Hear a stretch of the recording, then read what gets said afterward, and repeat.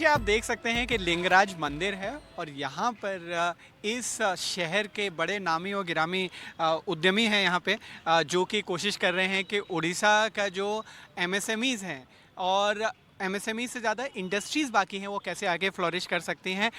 स्वागत है आप सभी का। सबसे पहले धन्यवाद। चितरंजन जी, मैं आपसे समझना चाहूँगा, उड़ीसा की जब हम बात करते हैं तो जो सबसे पहली चीज़ ध्यान में आती है, जाहिर सी बात है, जगन्नाथपुरी, जहाँ हम खड़े हैं अभी, लिंगराज मंदिर। आ, इसके आगे इसको किस तरीके से यहाँ पे लोकल्स को इन्वॉल्व करके इंडस्ट्री को पुश दिया जा सकता है और बजट से क्या उम्मीद है? तो पहले तो धन्यवाद। और हम बहुत पावन जगह पे खड़े हैं। महादेव का आशीर्वाद है।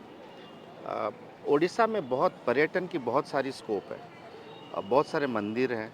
अगर आप हिस्ट्री भी देखें तो बौद्ध धर्म का भी बहुत सारे यहाँ पे जगह हैं जो कि प्रचलित भी हैं।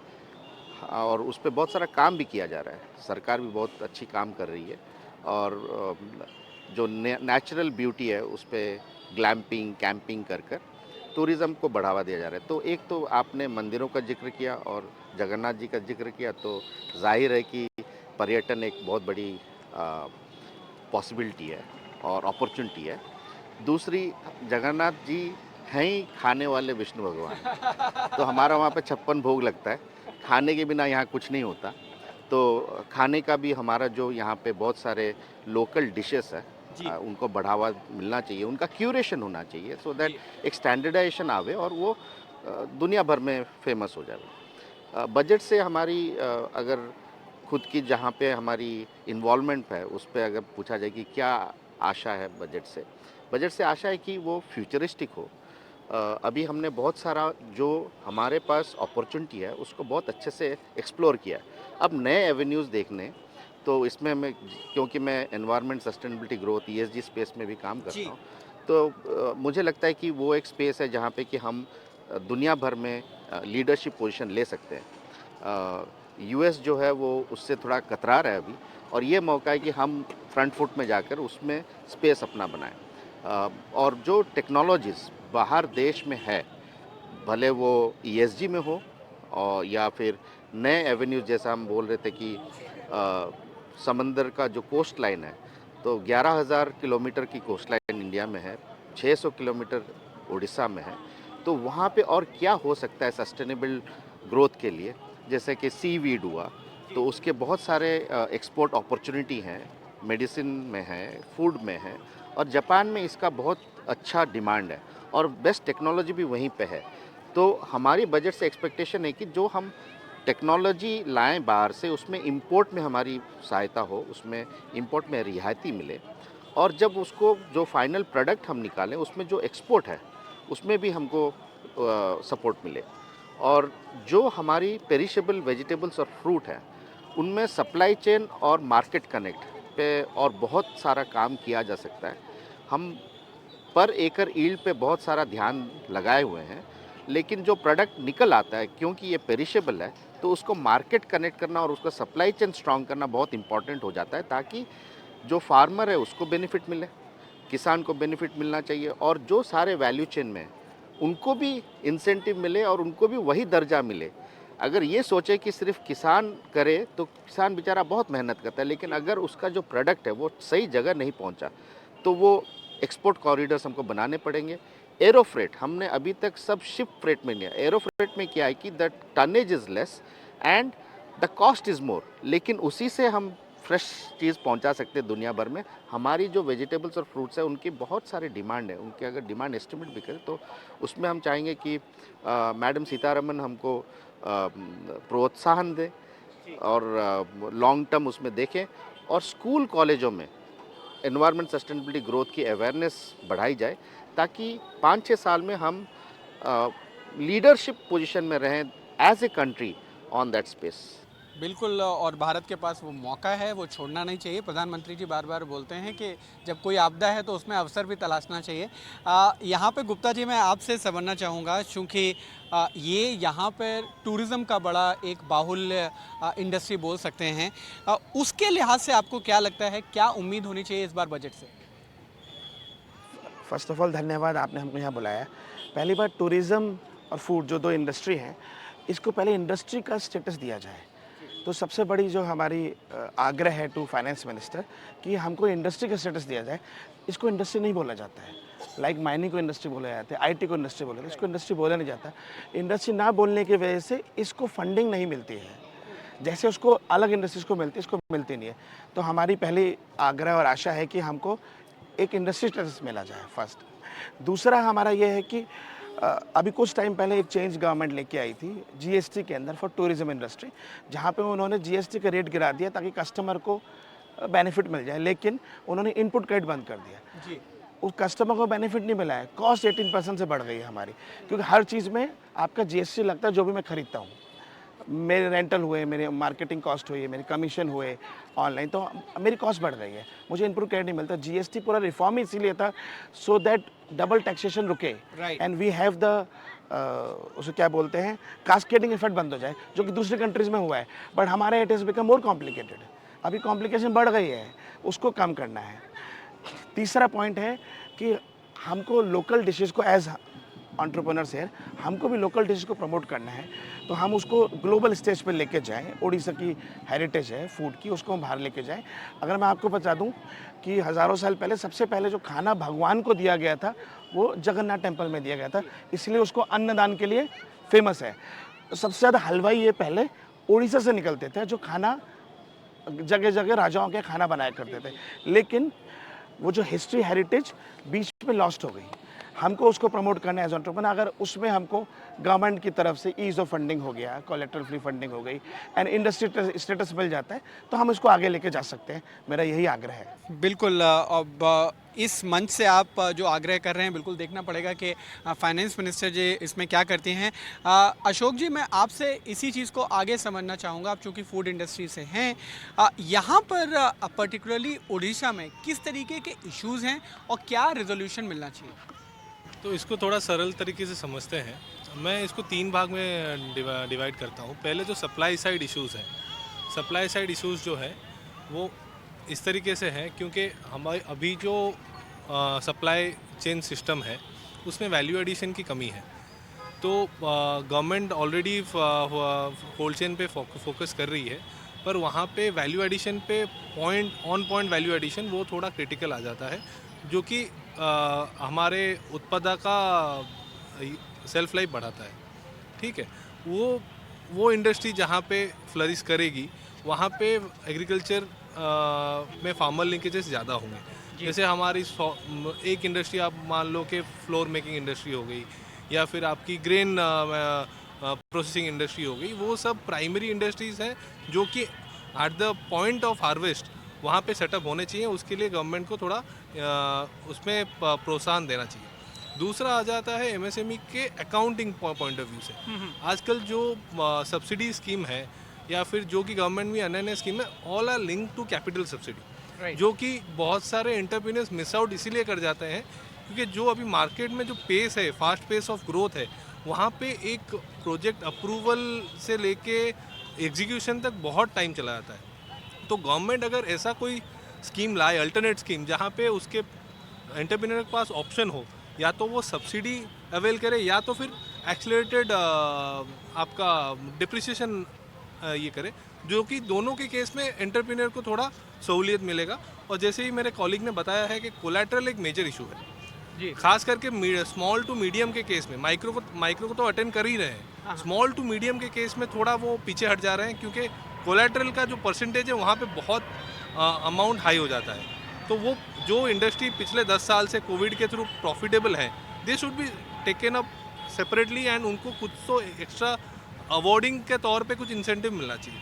लास्टली थर्ड पॉइंट जो है सेलिंग पॉइंट ऑफ व्यू से, जो कि अभी एसएमई के जो आउटपुट्स हैं उसको इंडिया और उसके ग्लोबल स्टेज पे पहुंचाना ज़रूरी है। उड़ीसा उसका मेजर पार्ट रहेगा, क्योंकि बहुत सारे फूड आइटम्स जो है वो अभी अनएक्सप्लोर्ड है।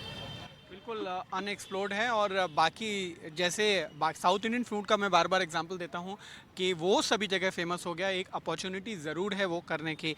लेकिन अभी जो इंडस्ट्री की हम बात करें, कुछ एक मेजर इश्यूज़ रहे हैं, खासकर चितरंजन जी आपको हर दिन न्यूज़ जो हम सब पढ़ते हैं वो ये रहता है कि भाई यूएस ने टैरिफ लगा दिया, अभी कम करेंगे, ज़्यादा करेंगे। मैं समझना चाहता हूँ एक्सपोर्ट पॉइंट ऑफ व्यू से, आपको लगता है कि किस तरीके से उन चैलेंजेस को हमें केटर करना चाहिए, और क्या लगता है कि बजट से भी उसका कुछ समाधान हो सकता है? चितरंजन जी, आपके व्यूज़? एक तो मैं थोड़े लाइटर नोट में एक बात बताऊं जी। कि अगर हम कुछ भी प्रोडक्ट या सर्विसेज बनाएं जिसकी डिमांड है, तो उसको हमसे कोई लेने से कोई रुक नहीं सकता है। देखिए, जो भी होए, अगर हम अपने फूड क्यूरेशन, जैसा हमने कहा, हमारे जो फ्रूट वेजिटेबल्स हैं, हमारे अगर ESG एक्सपर्टीज़ बनते हैं, तो ये दुनिया की ज़रूरत है, डिमांड है। जब सॉफ्टवेयर प्रोफेशनल्स की डिमांड थी, तो यूएस तो खुले खुले द्वार से हमको स्वागत करके लिया। तो हम उनके टैरिफ्स और उनके उस पे ध्यान रखें, लेकिन एक कोने आंख से ध्यान रखें। अपना जो फोकस दोनों आंख है, और शिव जी के पास बैठे, तीसरा आंख जब हमारा खुलेगा तो बहुत तेज वाला खुलेगा। दो आंख जो हमारे खुले हुए हैं, वो फोकस रहे कि हम अपने कैपेबिलिटीज़ इतना अच्छा बनाएं कि, और हमारे प्रोडक्ट और सर्विसेज इतने अच्छे बनाएं कि वो कोई भी देश हो, उनके बेनिफिट के लिए हमारी सर्विसेज और प्रोडक्ट लेंगे। तो हमारी जो गोल है, हमारी जो एम है, वो ऐसा होना चाहिए कि हम वर्ल्ड क्लास चीज़ें बनाएं। अगर यूएस नहीं लेगा, हम तो बोल रहे सीवीड का बोल रहे थे, सीवीड का हाईएस्ट डिमांड जापान में है, यूरोप में बनेगा। जी। ठीक है, यूएस कुछ दिन के लिए अपने जिस दुनिया में सोच रहा है सोचवे, हमको उनसे कुछ मतलब वो करना नहीं है। हम तो ये देख रहे हैं कि हम बनाएंगे अच्छा तो लेंगे। आपके जनता हमारी प्रोडक्ट और सर्विसेज की डिमांड करेगी, तो वहाँ की सरकार भी बदलेगी, बिल्कुल। तारीफ चेंज होंगे, क्यों नहीं होंगे। अभी आप हमको देख रहे हो कि हमने आपके जो भी हमारे साथ टाइज थे, उसके भरोसे पे हमने बहुत सारी चीज़ें सेटअप की थी आपके साथ। जी। आप उसमें तारीफ लगा रहे हो तो ठीक है, हम दूसरा रास्ता देखेंगे। हम कहाँ झुकने वाले हैं, हम तो दूसरा रास्ता निकाल लेंगे। हमारा जुगाड़ वाला देश है, हमको इनोवेशन में सबसे आगे हैं। इन्वेंशन में हमने अभी कदम रखा है। अभी हमारे मेक इन इंडिया जैसे बोले, हमारे जो प्रोडक्शन यूनिट से हम नया सोचेंगे। हमने बोला कि सीवीड एक है, क्लाइमा कंट्रोल सप्लाई चेन, ये सोचा नहीं है वर्ल्ड में कहीं। हम कर सकते हैं, हमारे पास वो साधन है, हमारे पास वो विल है, हमारे पास वो कैपेबिलिटी है। और एक चीज़ है कि हमारा जो यंग पॉपुलेशन है वो हाईएस्ट है दुनिया में। जी। तो हम इसलिए बोल रहे हैं कि उनको रीच करना, और गवर्नमेंट भी, मैडम सीतारामन भी हमको इंसेंटिव दे के जब हम वो अवेयरनेस प्रोग्राम करें, हम उस पर जो इंटरवेंशन करते हैं, हम तो मतलब बड़े बड़े नौकरी छोड़ कर आकर यहाँ पे काम कर रहे हैं। तो जी। हमको वो हमारे बैकग्राउंड चेकिंग किया जाए, हमारे कंपनीज की बैकग्राउंड चेकिंग किया जाए। अगर हमने सर्वाइव किया है हार्डशिप्स ऑन आवर ओन, हम चाहते हैं कि हमारा देश भी हमारे हमारे छोटे से अवदान से वो भी सेल्फ सस्टेन बने। हम लोग नहीं चाहते कि एक देश हमको टैरिफ लगाए तो थोड़ी ना दुनिया खत्म होती है। बिल्कुल, हमारे नए पास आयाम। अपॉर्चुनिटी है, हम पॉजिटिव है, हमको मालूम है कि हमारा देश अच्छे से उभरेगा। और अभी आपके थ्रू आवाज़ जा रही है तो नेचुरली सुनेगी सरकार, और अच्छा चीज़ होएगा। चलिए, एक तरफ तो हम बात करते हैं कि सरकार क्या कर सकती है, लेकिन दूसरी तरफ हमें ये भी ध्यान रखना है कि इंडस्ट्री क्या कर सकती है, जो कि आप चितरंजन जी भी बोल रहे थे। मिस्टर गुप्ता, आपसे मैं ये समझना चाहता हूँ कि इंडस्ट्री की तरफ से क्या ऐसे इनिशिएटिव्स हैं, और ख़ासकर मैं यहाँ पे उड़ीसा में बात करूँगा, जो लिए जा रहे हैं, लिए गए हैं, और आगे फ्यूचर पॉसिबिलिटीज़ हैं, जिससे एक मंच पे आके सरकार से भी हेल्प मिले और इंडस्ट्री भी अपनी तरफ से इनिशिएटिव ले। तो सबसे पहले तो मैं बताऊंगा, जो फूड इंडस्ट्री है जी। ये one of the largest employers है कंट्री के अंदर, बट हमको इंडस्ट्री स्टेटस नहीं मिलता है। अगर हम खाली फूड में बोल दूँ तो around 8 million people are working, and which is, जो ये लोग हैं, ये आप मान के चलिए, these are low scale employees, you can call blue collar, जिसको हम बोलते हैं इंग्लिश के अंदर। ये लोग हैं, हम लोग इतना एम्प्लॉयमेंट जनरेट करते हैं, लेकिन हमको स्टेटस नहीं मिलता है इंडस्ट्री का।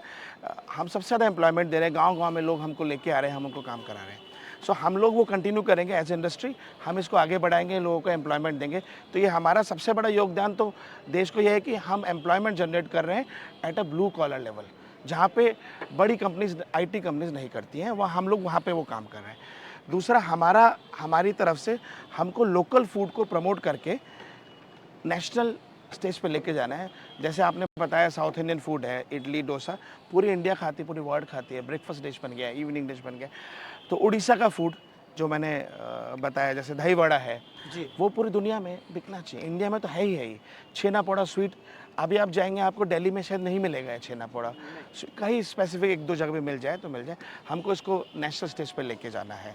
देन पखाल, वो it's a beautifully fermented dish जो कि प्रमोटेड नहीं है उस तरह से। हमको उसको नेशनल फोरम पे लेके जाना है, नेशनल स्टेज पे लेके जाना है, इंटरनेशनल स्टेज पे लेके जाना है। ये हमारी एज ए इंडस्ट्री वो है। तीसरा, इन टूरिज़्म हमको जो लोग बाहर से आ रहे हैं, क्योंकि जगन्नाथपुरी एक सबसे बड़ा धाम है, उसमें जो लोग पूरे इंडिया से और बाहर से आ रहे हैं उनको हम वो फैसिलिटीज़ दें, ताकि वो जब वो आएँ तो उनको वो माहौल मिले मंदिर के दर्शन करने का, जगन्नाथ मंदिर के, लिंगराज मंदिर के, ये दर्शन करने का उनको वो माहौल मिले जिसको हम उनको दे पाएँ, वो फैसिलिटीज़ मिले। They should not feel cheated. वैसा नहीं होना चाहिए, कई कई जगह पे होता है। हमको वो माहौल देना, ये हमारी रिस्पॉन्सिबिलिटी है। गवर्नमेंट से हमारे यहाँ से हमको इंडस्ट्रीज स्टेटस मिल जाए, हमारे जीएसटी क्रेडिट को सॉल्व कर दे। बहुत बड़ा इशू है, आई एम टेलिंग यू, बहुत बड़ा इशू है। तीसरा, ease of funding, colorectal free funding, यही हमारे 3 गवर्नमेंट से डिमांड है। बिल्कुल, ईज़ ऑफ फंडिंग तो किसी भी इंडस्ट्री को सस्टेन के लिए ज़रूरी है। एक क्लोजिंग कमेंट मैं आपके पास अशोक आना चाहूँगा। आप भी एक फूड इंडस्ट्री से बिलोंग करते हैं और ख़ुद भी एक ऐसा प्रोडक्ट बनाते हैं जो काफ़ी लोकल है। वहाँ पर क्या चैलेंजेस आपने फेस किए, और मैं ये इसलिए पूछ रहा हूँ कि बाकी लोग ये भी समझ सकें कि इस माहौल में किस तरीके से फ्लरिश हुआ जा सकता है और आगे की क्या उम्मीदें हैं। अभी हम जो डिश बनाते हैं उसका थोड़ा विवरण बता देता हूँ। वो छतुआ करके एक डिश है जो कि उड़ीसा बॉर्न डिश है। जी। तो एक्चुअली है देसी पॉरिज, हाँ। जो आप इंग्लिश ब्रेकफास्ट के नाम से काफ़ी डिकेड से कंज्यूम कर रहे हो, इंडिया में वो ऑलरेडी प्रेजेंट है। तो उड़ीसा का वो वर्जन जो है उसको छतुआ बोलते हैं ना। वो एक ऐसा प्रोडक्ट है जो कि घर घर पहले मम्मी बनाती या दादी बनाती थी। तो देयर वाज वो कोई एक सेट सिस्टम मैन्युफैक्चरिंग का ऐसे नहीं है कि कैसे बनाना चाहिए, क्या आना चाहिए एज ए लार्ज स्केल। तो एज ए इंडस्ट्री हमने उसको एक लेवल पे क्रैक किया कि हम ऑटोमेशन पे गए, वहाँ पे हमने हमारा मशीनरी वगैरह सब सेटअप किया। हमें बस सरकार से एक ही दुआई है कि आप साधन सही से दो और सही टाइम पे दो। टाइमिंग इज़ वेरी इंपॉर्टेंट, क्योंकि उसी टाइम पे अगर हमें साधन नहीं मिला तो there is no point of doing business at a greater level. तो वहाँ पे एसएमई को बहुत इंपॉर्टेंट हो जाता है, क्योंकि लार्जर प्लेयर्स जो हैं वो तो अपना मार्केट बना ही रहे हैं और वो भी बनाते जाएंगे। उनके साथ आगे अगर हमें कंधे से कंधा मिलाना है, timing of money and ease of money both are very critical. बिल्कुल, ease of business is speed of business, ऐसा माना जा रहा है आजकल। और इसके लिए हम उम्मीद करते हैं कि फाइनेंस मिनिस्टर आवाज़ सुनेंगी, न सिर्फ बड़े महानगरों से, बल्कि जहां पर ईटी नाउ स्वदेश छोटे छोटे शहरों में जा रहा है, जो आम नागरिक और उसके साथ साथ जो उद्यमी हैं, जो सरकार से डिमांड कर रहे हैं। अब देखना है ये होगा कि फाइनेंस मिनिस्टर जब बजट पेश करते हैं तो उसमें से कौन सी उम्मीदें पूरी होती हैं। बहुत बहुत शुक्रिया हमसे बात करने के लिए। धन्यवाद। धन्यवाद।